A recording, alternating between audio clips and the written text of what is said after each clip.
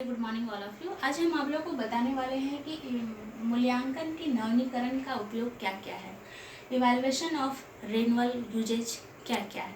तो मैं सबसे पहले बता दूं कि हमने इवैल्यूएशन के बारे में जानकारी दे चुकी हूँ पिछले क्लास में। तो आज मैं थोड़ी सी जानकारी फिर से दे दूं कि यहाँ पर लिखा गया है कि मूल्यांकन के द्वारा छात्रों को अपनी शैक्षिक प्रगति का ज्ञान होता है या उनमें प्रेरणा, आत्मसंतोष, आत्मविश्वास आगे बढ़ाने की ओर प्रेरित करती है। तो इससे पहले हमने कहा था कि इवैल्यूएशन दैट मीन्स कि हम किसी भी छात्र का नॉलेज या फिर उसके स्किल को हम इवैल्यूएट करते हैं तो उसको हम कह सकते हैं मूल्यांकन।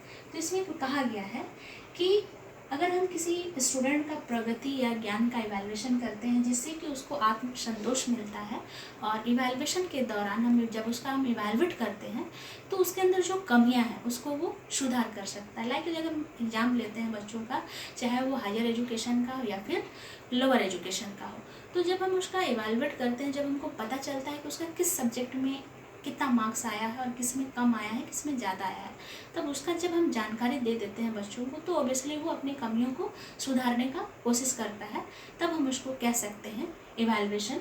तो इसमें कहा गया है कि शैक्षिक प्रगति का ज्ञान होता है या उनमें प्रेरणा, आत्मसंतोष, आत्मविश्वास आगे बढ़ाने की ओर प्रेरित करती है।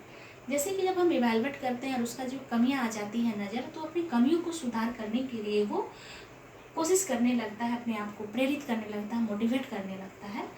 तो साथ ही साथ अपनी कमियों को जानकारी भी मिल जाती है। जब हम उसका इवैल्यूएशन करते हैं और उसका जिस विषय में कम मार्क्स आता है या तो फिर हम उसको बता देते हैं, तो वो बच्चा जो है कि अपनी कमियों को सुधारने के लिए वो प्रयास करने लगता है।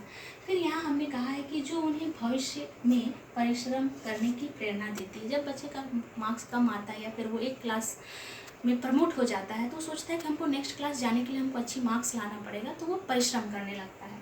तो फिर हम उसको कह सकते हैं कि उसको हम प्रेरणा देते हैं।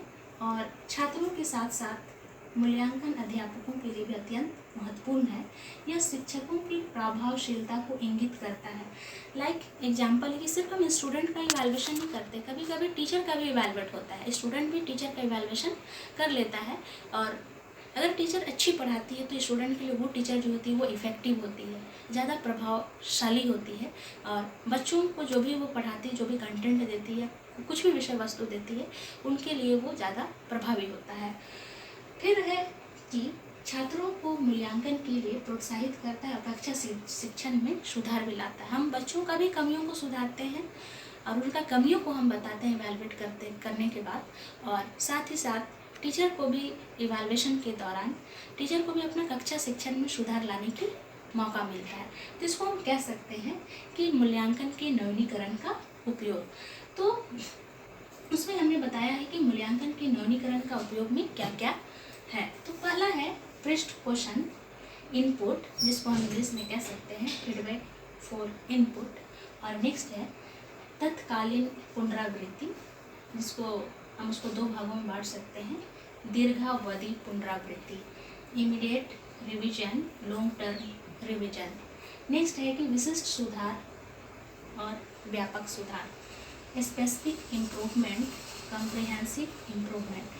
तो ये जो हमारा इवैल्यूएशन का पार्ट है, इसके अंदर अलग अलग भागों में बांटा गया है कि हम जब इवैल्यूएट करेंगे, उसका रिन्यूअल करेंगे तो कैसे करेंगे। तो पहला हमने कहा कि पृष्ठ क्वेश्चन। तो पृष्ठ क्वेश्चन के बारे में हम पहले ही जानकारी दे चुके थे कि फीडबैक क्या होता है। तो फीडबैक में हमने कहा था कि जैसे विद्यालय की इंफ्रास्ट्रक्चर, विद्यालय का शासन व्यवस्था किस तरह से, उसका एडमिनिस्ट्रेशन किस तरह से, विद्यालय की डिसिप्लिन किस तरह से, इसके बारे में हम ऑनलाइन फीडबैक दे सकते हैं, या फिर हम टीचर का भी फीडबैक दे सकते हैं, या फिर हम टीचर जो है वो स्टूडेंट का भी फीडबैक दे सकती है।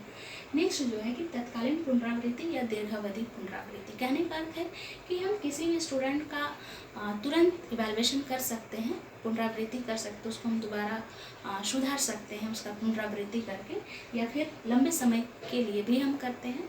और नेक्स्ट है कि विशिष्ट सुधार या व्यापक सुधार। कहने का अर्थ है कि स्पेसिफिक जो इमीडिएट जो हमारा जो सुधार होगा, इवैल्यूएशन जो होगा, तो उसको भी दो भागों में बांटा गया है, स्पेसिफिक और कॉम्प्रिहेंसिव। मतलब हम उसको तुरंत कर सकते हैं या फिर हम 2 महीने में या 4 महीने में हम उसका इवैल्यूएशन करते हैं, जिसको हम सतत भी कह सकते हैं। जैसे हमने कंटिन्यूअस इवैल्यूएशन में हमने बताई थी कि बच्चे का जब भी हम इवैल्यूएट करते हैं उसका सप्ताह में कर सकते हैं या फिर हम मंथली कर सकते हैं या फिर 6 मंथ में हम कर सकते हैं। तो इसको हम कह सकते हैं कि कॉम्प्रिहेंसिव इवैल्यूएशन। धन्यवाद।